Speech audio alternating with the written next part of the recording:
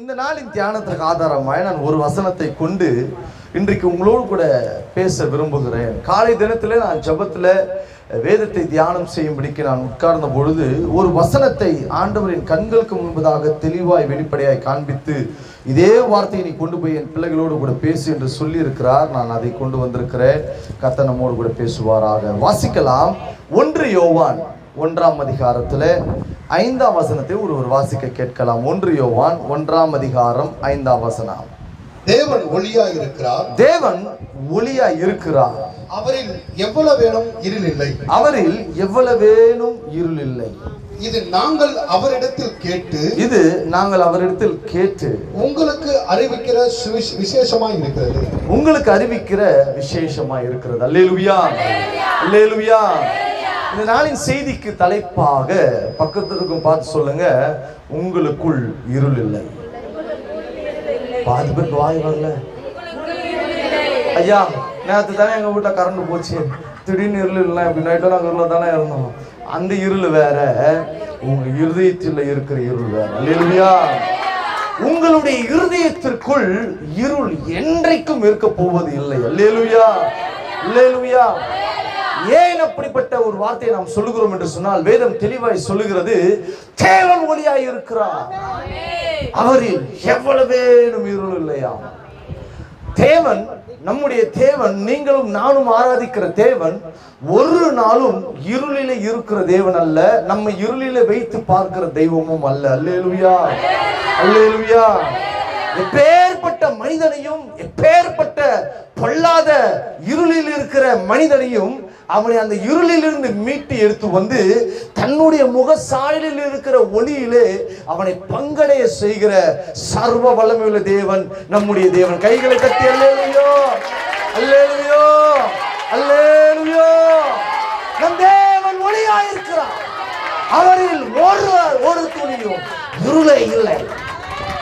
நீங்கள் ஒருவேளை நினைத்துக் கொண்டிருக்கலாம், ஐயா, என் வாழ்க்கையே சூனியத்தை போல இருக்கிறது, என் வாழ்க்கை பல கஷ்டத்தோடு கூட, பல பாதகமான சூழ்நிலைகளோடு கூட நான் வாழ்ந்து கொண்டிருக்கிறேனே, கடினமான பாதைகளாய், இருளை போன்ற ஒரு பாதைகளாய் என் வாழ்க்கை தோன்றிக் கொண்டிருக்கிறதே, அதற்கு என்னையா சொல்லுகிறீர்கள்? நான் சொல்லல, என் பரிசுத்த வேதாகம் சொல்லுகிறது, என் தேவன் ஒளியாய் இருக்கிறார், அவரில் எவ்வளவேனும் இருள் இல்லை. அவருக்குள் இருக்கிறவனுக்கு ஒரு நாளும் இருள் தொடவே தொடாது. அல்லேலூயா, அல்லேலூயா. இருள் என்பது பிசாசுக்கு உரியது.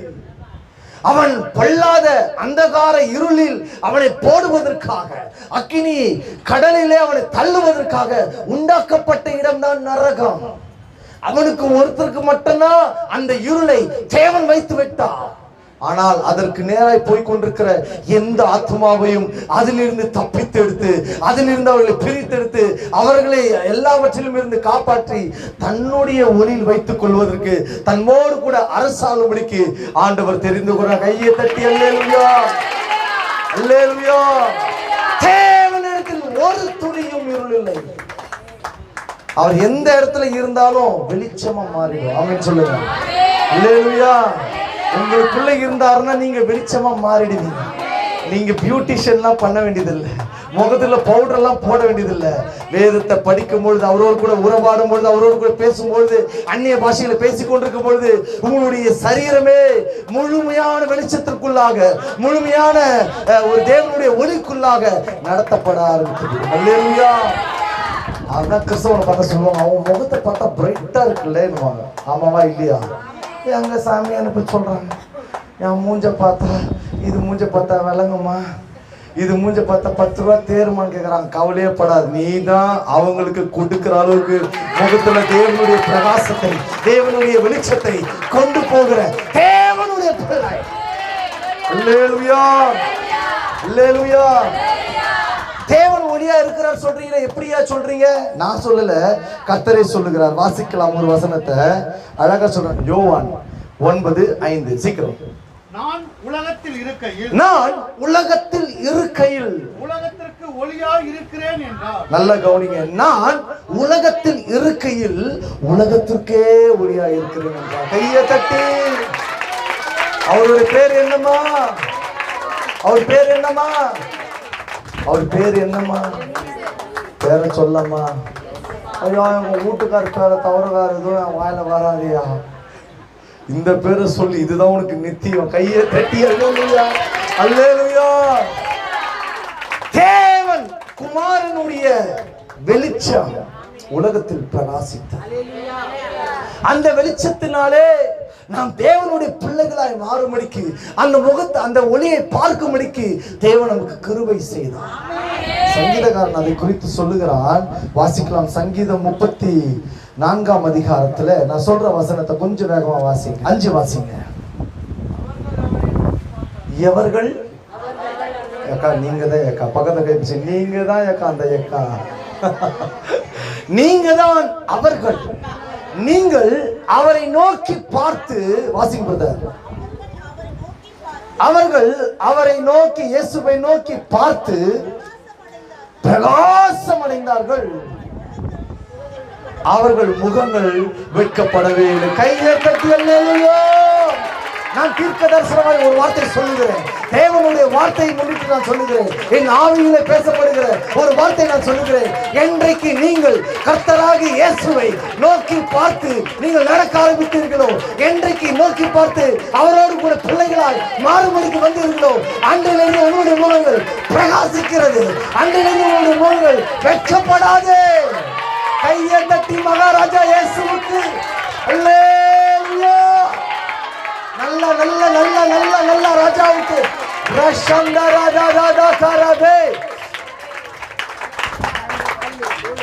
இதுக்கு முன்னாடி யார் யாரையோ பார்த்திருக்கலாம்.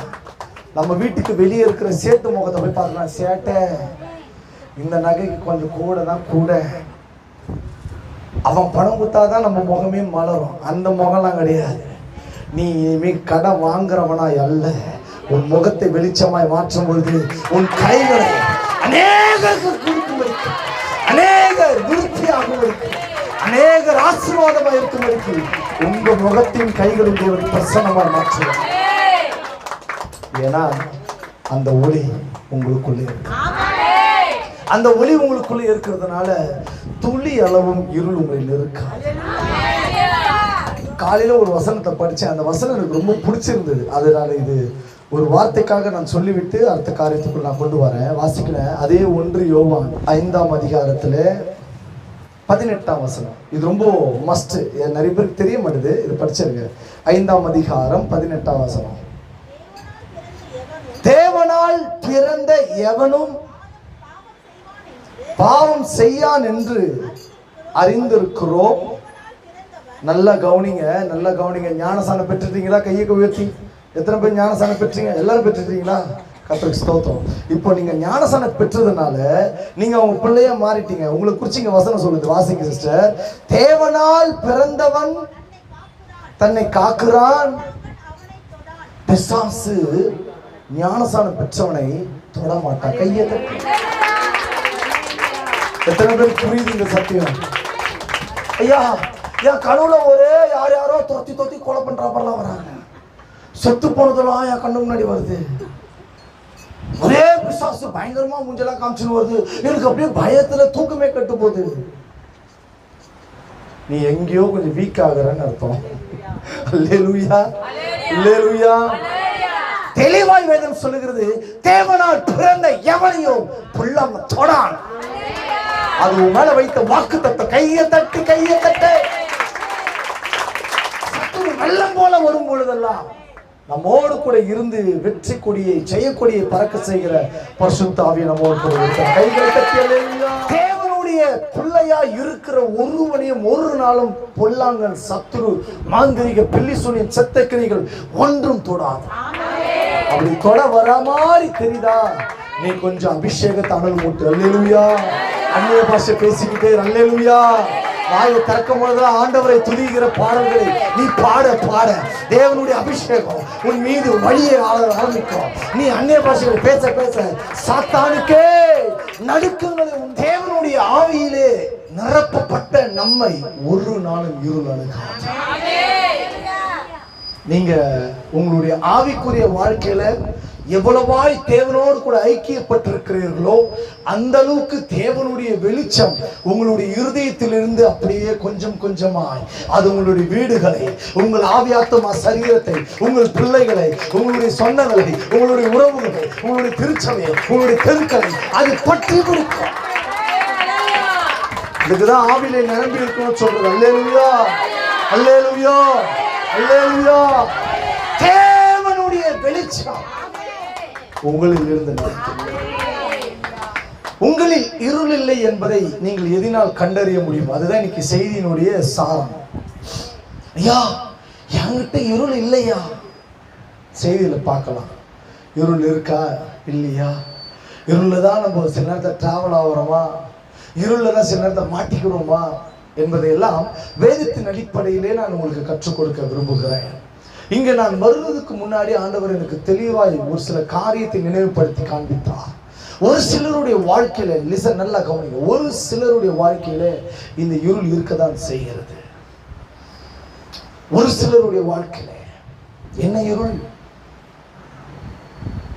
தேவனுக்கு பிரியம் இல்லாமல் சில காரியத்துல அவசர கதியாய் நீங்கள் உங்களுடைய சுயங்களை, உங்களுடைய சொந்த பந்தங்களுடைய நிறைவேற்றல்களை விரும்ப அது செய்யும்படிக்கு உங்களை ஓடி நீங்க அலைந்து அதை குறித்து நீங்க செய்ய தீவிரிக்கிற காரியத்துல சில புல்லாங்களுடைய பாதிப்புகளுக்குள்ளே நீங்கள் மாட்டிக்கொள்ளுகிறீர்கள்.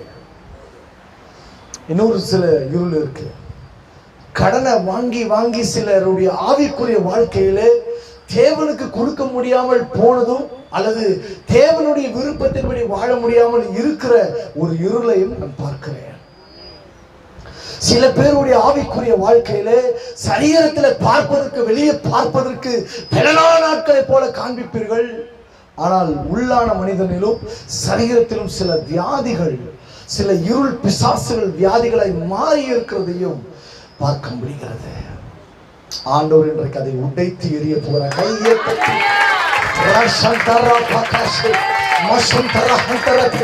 அந்நிய பாஷையோடு கூட பேசி கைகளை தட்டி ஆண்டவரோடு கூட ஒப்புரவாகி ரஹும் திரிபு அர்பஹத்த லக ஷல்கரா ரஹுத்னி மீ ஷல்கரோ ரஹஷபே கதோ ரபி கதா லபி.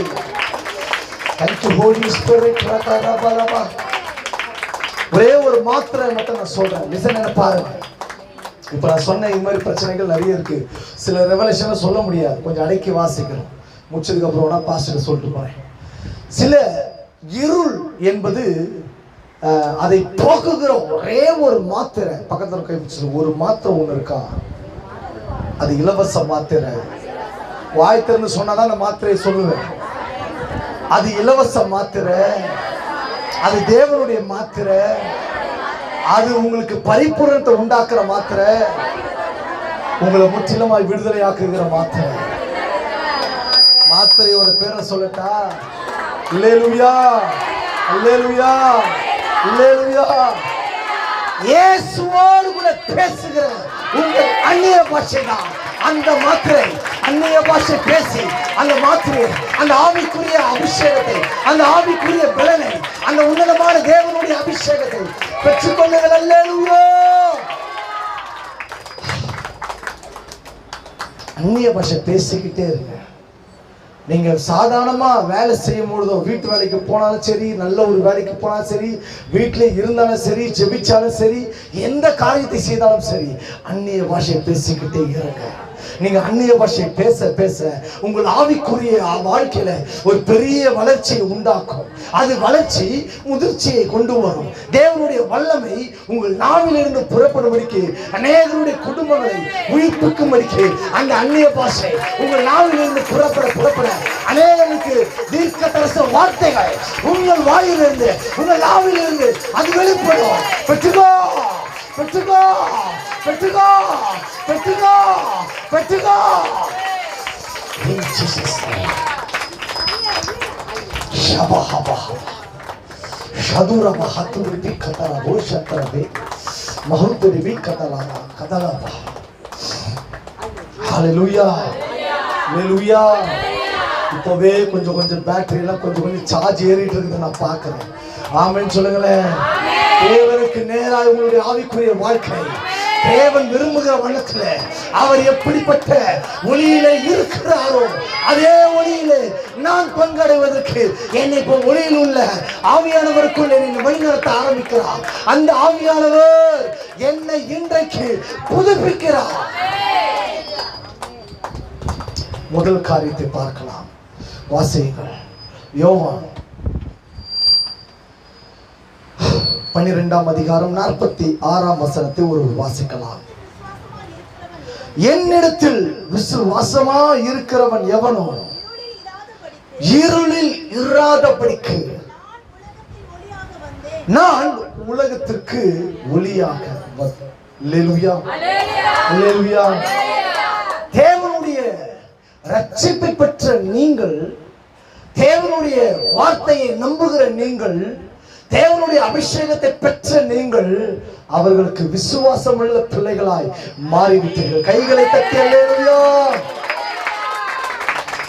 சகல காரியத்திலும் விசுவாசத்தை கடைபிடிக்கிறவன் தன்னுடைய ஆவிக்குரிய வாழ்க்கையிலே இருளிலே ஒரு துளியும் பங்கடைய மாட்டான். அவன் நடக்கும் பொழுதே ஒளியில தான் நடப்பான். அவன் தெளிவான பார்வையோட பார்ப்பான். அவனுக்குள் எந்த விதமான பொல்லாங்கினுடைய இருளானது தொட வருவதற்கு அஞ்சி பயந்து நடுங்கும். காரணம் அவன் இயேசுவை விசுவாசிக்கிறான். கைகளை தட்டி கைகளை தட்டி கைகளை தட்டி கைகளை தட்டி இயேசுவை விசுவாசிக்கிற விசுவாசியே நீ இயேசுவை போல ஒளியாய் இருக்கிறாய். உனக்கு துளியளவும் இருள் இல்லை. அப்ப இருள் வரா மாதிரி தெரியுதையா? சில நேரத்துல பிசாசு எதிர்க்கிற மாதிரி தெரியுது, சில பலவீனங்களை மேற்கொள்ற மாதிரி தெரியுது, சில அசுத்தத்துல நான் விழுந்து விழுந்து விழுந்து விழுந்து எழுந்திருக்கிறேனே, சில பாதிப்புகள் என்னை பின்னாக தொடர்ந்து கொண்டே இருக்கிறது. கொஞ்ச நாள் விடுதலையாய் நின்ற மாதிரி இருக்கிறேன், மறுபடியும் அதே பிசாசுக்கிற மாற்றேன். கொஞ்ச நாள் பாவம் செய்யாம இருக்கிறேன், மறுபடியும் பாவம் செய்யறேன். எங்கேயோ விசுவாசத்தினுடைய தளர்ச்சி உனக்குள் காணப்படுகிறது. நமக்கு அருமையான ஒரு பேர் ஒன்று கர்த்தர் கொடுத்திருக்கிறார், விசுவாசி. அல்லேலூயா சொல்லுங்க. அல்லேலூயா அல்லேலூயா. நீங்களா விசுவாசியா? ஆமென் சொல்லுங்களேன். பாதி பேருக்கு வாய் வரல. ஆமென். நான் கர்த்தருடைய விசுவாசி. எப்படியா விசுவாசி? வாசிங்க. அதே யோவான் 1ஆம் அதிகாரம் 12ஆம் வசனம் வாசிங்க. நல்லா கவனிங்க. எவருடைய நாமத்தின் மேல்? இயேசுவின் நாமத்தின் மேல் விசுவாசம் உள்ளவர்களாய். நல்லா கவனிங்க. இயேசுநாதர் வெளிநாட்டு தெய்வங்க. இயேசுநாதருக்கும் நமக்கு சம்மந்தம் இல்லைங்க. இயேசுநாதருக்கும் எனக்கும் எந்த காலத்துல சம்பந்தம் இல்லைங்க. பேசினால்தான் நான் எங்களுக்கெல்லாம் அதனால எங்க தாத்தன் பாட்டன் முப்பாட்டன் எல்லாம் நாங்கள் எல்லாம் வழிபட்டு வருகிறது என்னவென்று தெரியுமா? அரைக்குறை கிறிஸ்தவர்கள் ஓடுங்கள் ஐயா சொன்னவங்க தான் நாங்கெல்லாம். ஆனால் ஒரு நாள் பார்த்தாரு, இப்படி வாயாடிட்டு இருக்கிறவனை தான் கொண்டு வந்து நிறுத்தி என் வார்த்தையும் வாயில வச்சு எனக்காக நீ சகல பிசாசின் கிரியைகளை ஜெயிக்கும் முடிக்கு, அநேகரை இருளில் இருந்து வெளிச்சத்தில் கொண்டு வர முடிக்கு என் வசனத்தை நீ பேச என்று என் வாய் அவருடைய வாய மாத்திர. கையை தட்ட அல்லேலூயா.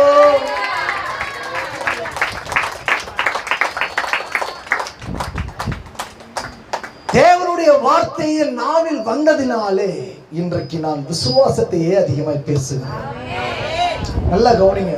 ஒரு சில விசுவாசிகளுடைய வாழ்க்கையில நீங்க பாருங்க, அப்போ உங்களை நீங்கள கம்பேர் பண்றதுக்கு ஈஸியா இருக்கும். யாரு விசுவாசம் இல்லாத வார்த்தையை அடிக்கடி பேசிட்டு இருக்கிறானோ அவங்ககிட்ட தேவ ஆவி இல்லைன்னு அர்த்தம். பக்கத்துல சொல்லுங்க, விசுவாசம் இல்லாத வார்த்தையில தேவ ஆவி இருக்காது, வெளிச்சம் இருக்காது. கையை பிடிச்சு சொல்லுங்க, விசுவாசம் இல்லாத வார்த்தை ஆவியானவர் இல்லாத வார்த்தை, விசுவாசம் இல்லாத வார்த்தை வெளிச்சமே இல்லாத வார்த்தை, விசுவாசம் இல்லாத வார்த்தை பாவம் நிறைஞ்ச வார்த்தை, விசுவாசம் இல்லாத வார்த்தை பிசாசு நம்மளை ஹேண்டில் பண்ற வார்த்தை. பாரு அக்கா, இது தெரியாம தான் இந்த அக்கா கிட்ட பேசிங்கன்னா புரியுதான்னு சொல்றது. நல்லா கவனிங்க. உங்க குடும்பத்துல நீங்க ஒண்ணு நல்லா தெரிஞ்சு வச்சுக்கணும். நல்லா கவனிங்க.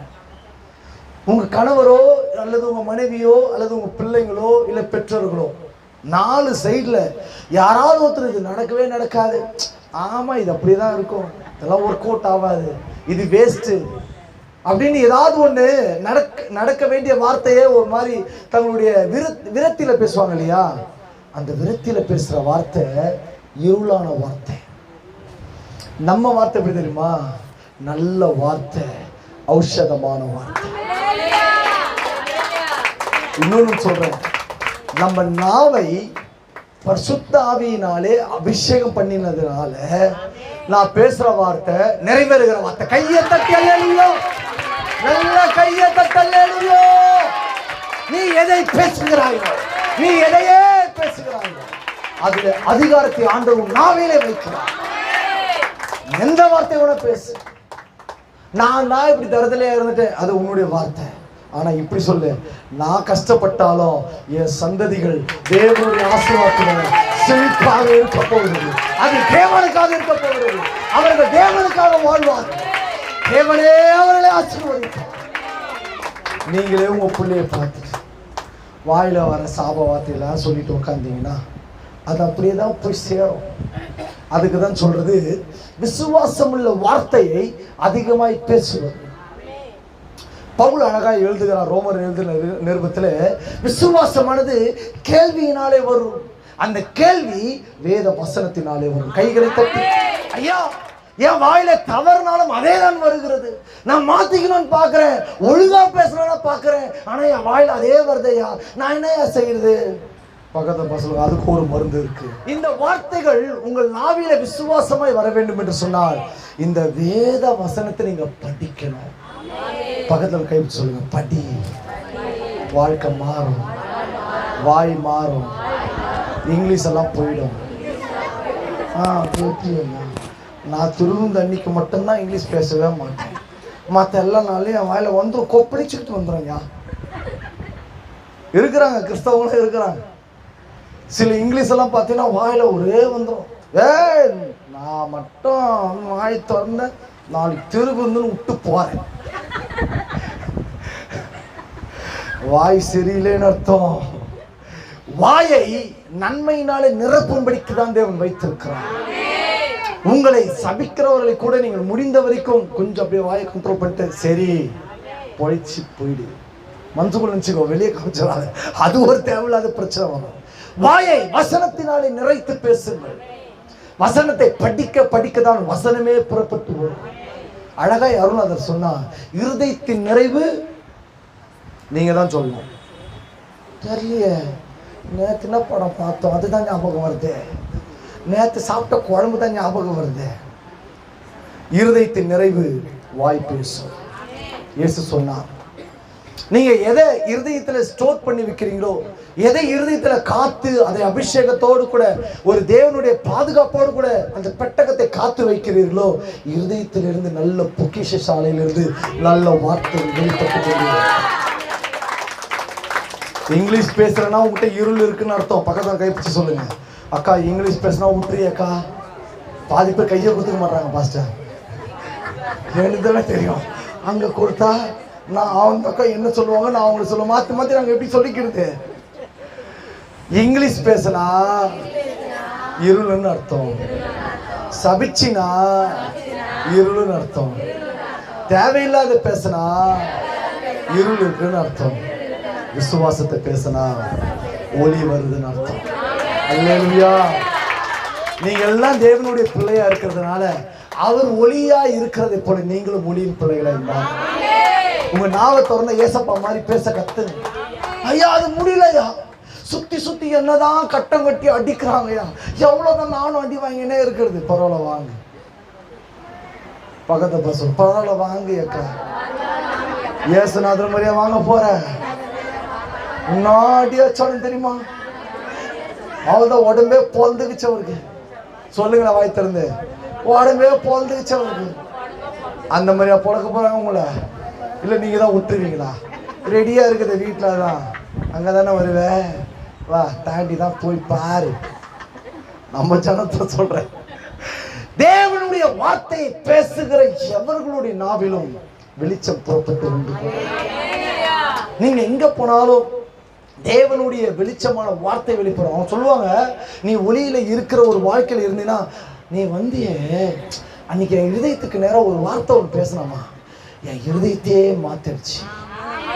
என் இருதயத்துல ஒரு சமாதானம் முழுசா வந்துருச்சு. என் இருதயத்துல ஏதோ ஒண்ணு நடக்க போகுது, நல்லதாவே நடக்க போகுதுன்ற ஒரு பாசிட்டிவ், ஒரு நல்ல ஒரு நன்மையான ஒரு சிந்தனை எனக்குள்ள வந்துட்டு போச்சு. ஏன்னா நீ பேசின வார்த்தை என் வாழ்க்கையை மாத்திருச்சு சொல்லுவான். நீ இருள் இருந்தா மட்டும்தான் அதெல்லாம், ஒளியில இருந்தா மட்டும்தான் அதெல்லாம், இருள் இருந்தா அதெல்லாம் நடக்காது. நீயே சூனியமா இருப்பீங்க. நீங்கள் பழகுகிறவர்களும் அதே சூனிய வார்த்தைகளை பேசி ஆவிக்குரிய வாழ்க்கை இருளோடு கூடவே வாழ்ந்து.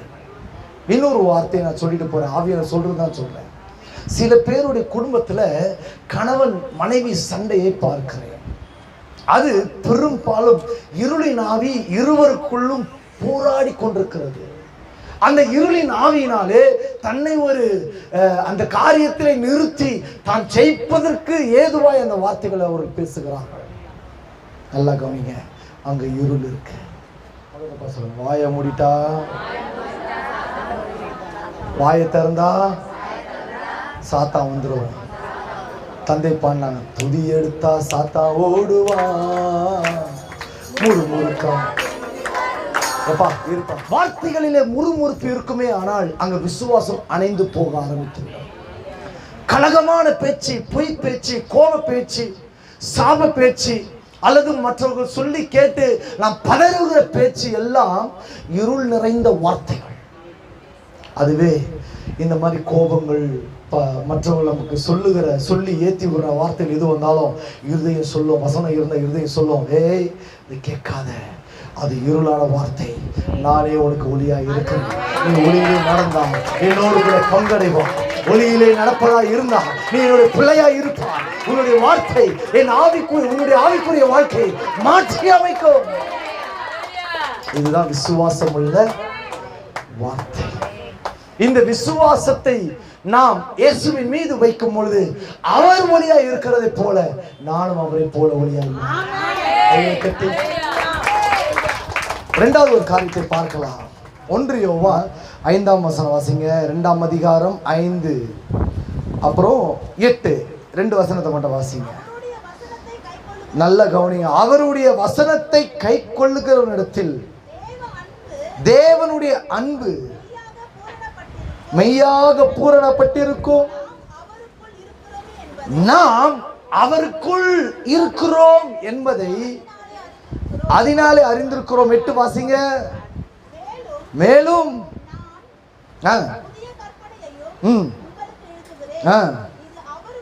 இது அவருக்குள்ளும் உங்களுக்குள்ளும் மெய்யா இருக்கிறது. ஏனென்றால் இருள் நீங்கி போகிறது, மெய்யான ஒளி இப்பொழுது பிரகாசிக்கிறது. அல்லேலூயா. இரண்டாவது, முதல்ல பார்த்தோம், உலகத்திற்கு ஒளியா இருக்கிறேன் என்று சொன்ன இயேசுவின் இடத்தில் விசுவாசமா இருக்கிறவனுடைய வாழ்க்கை விசுவாசத்தில் காக்கப்படும் பொழுது அவன் இருளிலே நடக்க மாட்டான், வெளிச்சத்தில் இருப்பான். இரண்டாவது பார்க்கிறோம், தேவனுடைய வார்த்தையை விசுவாசித்து இருதயத்தில் காத்து கொள்ளுகிற எவனோ இருளை விட்டு விலகி பிரகாசத்திலே நிலை கொண்டிருப்பான். இந்த வேத வசனம் தான் உங்கள் ஆவிக்குரிய வாழ்க்கையை வெளிச்சத்திலே நடத்தும்.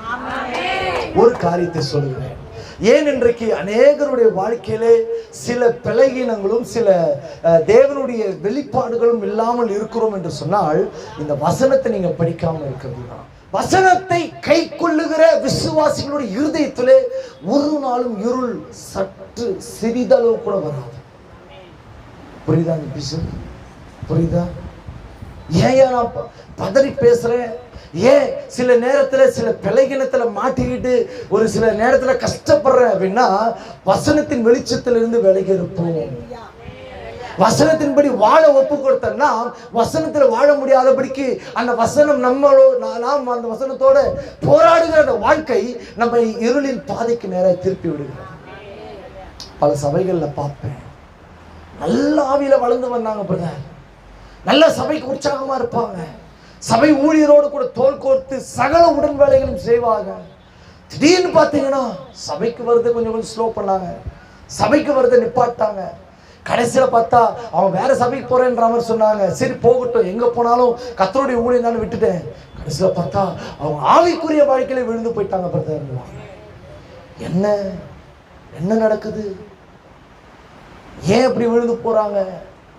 எப்படி இருளிலிருந்து பிரகாசிப்பிக்க வைத்த தேவனுடைய வெளிச்சத்திற்குள் வந்த அவர்கள் எப்படி பின்மாறி மறுபடியும் இருளிலே போய் விழுந்தார்கள்? நல்லா கவனிங்க. வசனத்தை அவங்க மறந்ததுனால.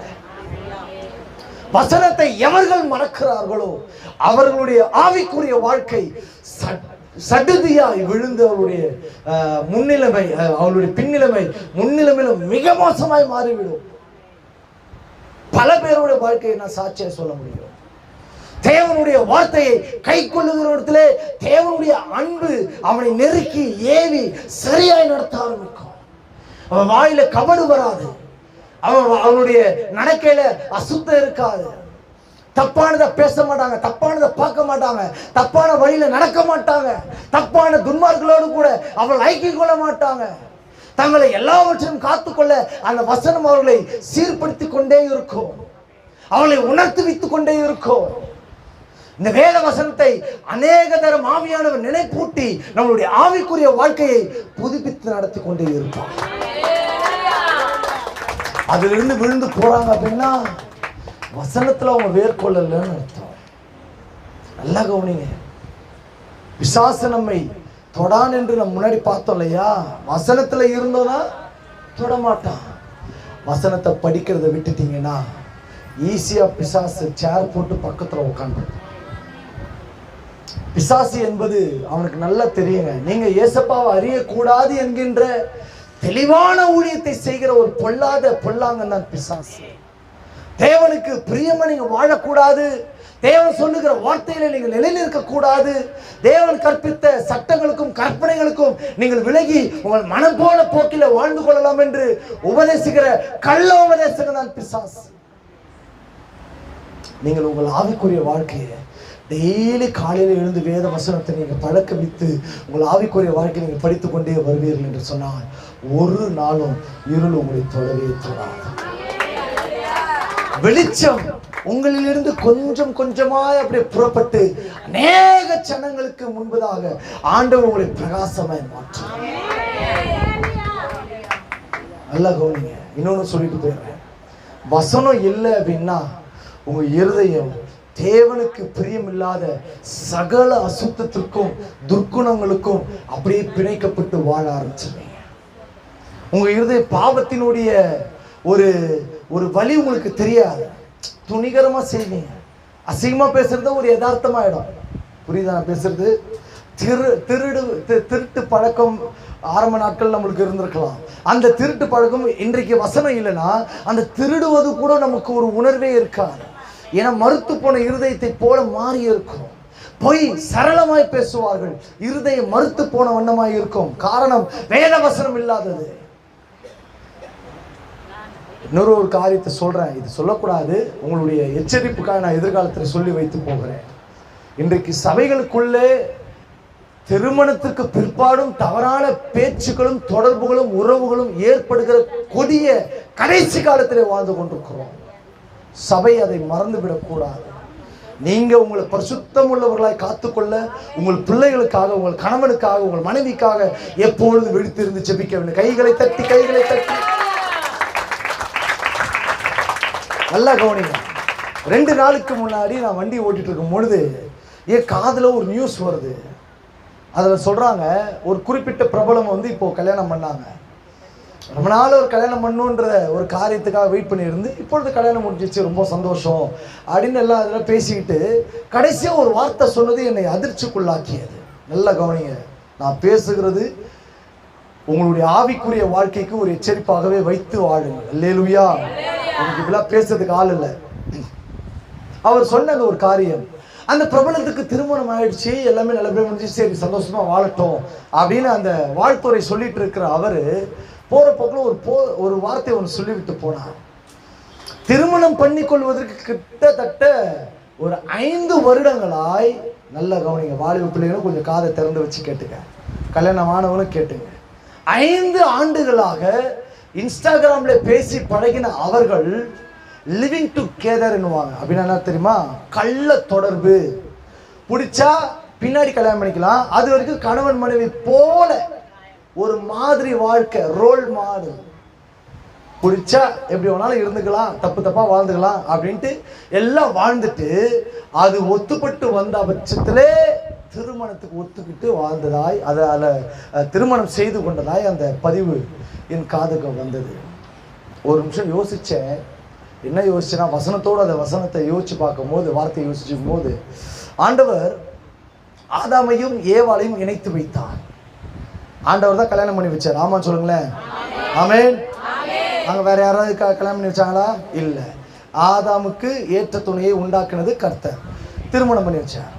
அதுக்கப்புறம் அவங்களை ஆஸ்வதிக்கும் என்ன பண்ணாருன்னா, நீங்கள் பலுகி பெருகி பூமியை நிரப்புங்கள். ஒரு திருமணத்துக்கு பிற்பாடு தான் இதெல்லாம் நடக்கும். ஆமாவா இல்லையா? இது அப்படியே பிசாசு இந்த கடைசி காலத்துல நாலேஜ் வளர வளர, அதான் கடைசி காலத்தில் அறிவு பெருத்து போகும், விஞ்ஞானங்கள் வளர வளர எல்லாமே மாம்சங்கள் அதிகமாக ஆட்கொள்ள ஆரம்பித்து விடும். அப்படி அதிகமாக இந்த உலகம் அறிவை கண்டறிய ஆரம்பிக்கும் பொழுது இதெல்லாம் மூட காரியங்கள், மூட நம்பிக்கைகள் சொல்லி, எது திருமணத்தை மூட நம்பிக்கைகள் என்று சொல்லி அதை புறக்கணித்து கொண்டு விருப்பத்தோடு கூட இச்சகமான கள்ள தொடர்புகள், வேசித்தனங்கள், விபச்சாரத்தின் கிரியைகளை இன்றைக்கு உலகமானது அதிகமாக பப்ளிசிட்டி பண்ணி கொண்டு வருகிறது.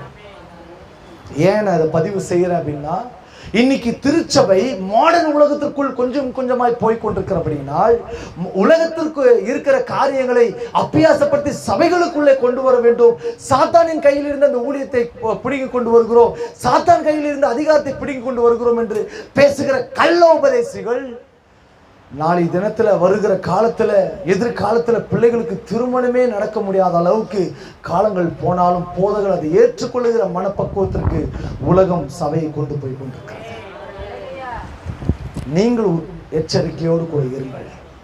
உங்க பிள்ளைங்களை கல்யாணம் பண்றீங்களா, இல்லை நீங்க கல்யாணமான ஆட்களா இருக்கிறீங்களா, கணவன் மனைவியோடு கூட சரியான திருமண பந்தத்திலே சரியா இருந்து கொள்ளுங்கள், சரியாய் பேசி புரிந்து கொள்ளுங்கள். ஒருவர் இருதயத்தை ஒருவருக்கும் இன்னொருவருடைய பலவீனத்தை இன்னொருவரும் தெளிவாய் அறிந்து புரிந்து உணர்ந்து வாழுங்கள். அதுலதான் தேவனுடைய பரிசுத்தம் தங்கி இருக்கிறது. அல்லேலூயா. விவாகம் யாவருக்குள்ளும் களமுள்ளது. அதை அசுசிப்படுத்த நினைக்கிற இந்த உலகத்தினுடைய பொல்லாத அசுத்தங்களை விட்டு சபை திரும்ப வேண்டிய நேரம் இது இல்லையா? அது ரொம்ப நல்லா தான் இருக்கு. அது இப்படி இருந்தா என்னதான் அர்த்தம், என்னதான் தப்பு? நீ வேசித்தனத்துக்கு உன்னை வித்து போடுறான்னு அர்த்தம். நல்லா கவனிங்க. ஆண்டவருக்கு பிடிக்காத ரெண்டே பெரிய பாவம் இருக்கு. ஒன்று விக்கிரக ஆராதனை. அதாவது தேவன் ஒருவரே தேவன் என்பதை அறிந்தும் அவரோடு கூட மற்றவனை நீ சம்பந்தப்படுத்தி ஒரு சமரசப்படுத்தி நீ 10ல் இவரும் ஒரு 11 தெய்வம் தான் அப்படின்னு நீ நினைச்சினா அது தவறு. அது தேவனுக்கு எரிச்சலை உண்டாக்கும் ஒரு புறம். இன்னொரு பாவம் இருக்கிறது, விபச்சாரத்தின் கிரியை. உங்களுக்கான நியமிக்கப்பட்ட நபரோடு நீங்கள் வாழ்வதுதான் தகுதி. அதை விட்டுட்டு வேற ஒரு காரியத்தோடு கூட பிணைக்கப்படவோ அல்லது இதை கட்டவிழ்த்து விட்டு இதை எனக்கு வேணாம் என்று புறம் தள்ளிவிட்டு நீ வேற ஒரு காரியத்தை விரும்பி நாடி ஓட விரும்புகிறாய் என்று சொன்னால் நீ இருளிலே இருக்கிறாய் என்பதற்காக தான் இன்னைக்கு சபை, தயவு செய்து சொல்லுகிறேன், சபை கொஞ்சம் கூர்ந்து ஒரு கவனத்தோடு கூட நடந்து கொள்ளுங்கள்.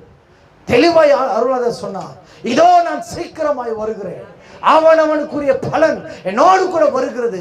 பரிசுத்தம் உள்ளவன் பரிசுத்தமாகட்டும், நீதி உள்ளவன் நீதி செய்யட்டும், அநியாயம் செய்கிறவன் தன் அநியாயத்திலே கடக்கட்டும். நாம் எப்படி இருக்கணும்? அவர் எப்படி இருக்கிறாரோ அப்படியே நான் இருக்கிறேன்.